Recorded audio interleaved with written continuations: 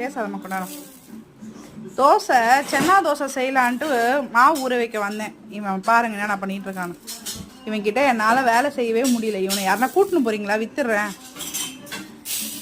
கொட்டு. ஆ திரும்ப அதாவது கையிலேருந்து எடுக்கக்கூடாது. மெஷர்மெண்ட் சொல்ல மறந்துட்டேன். 1 கப்பு மில்லட்ஸ் ரைஸுக்கு 1/2 கப்பு சென்னா. இது ரெண்டுத்தையும் சுமார் ஒரு 8 மணி நேரம் கொஞ்சம் வெந்தயம் போட்டு ஒரு 8 மணி நேரம் ஊற வைங்க. ஊற வச்சு நைட்டு அரைச்சி வச்சுன்னா நாளைக்கு காலையில் சென்னா தோசை ப்ரிப்பேர் பண்ணிடலாம். என்னத்தை பண்ணுறது இவனை வச்சு இது பாருங்கள். உங்கள் வீட்லேயும் இதான் நிலமையா?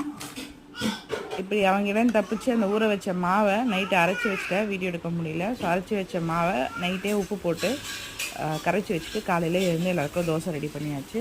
ஸோ இந்த தோசை தான் இன்றைக்கி மார்னிங் எல்லாருமே சாப்பிட்டாங்க. இதில் ஹை ரிச் ப்ரோட்டீன் இருக்கும்.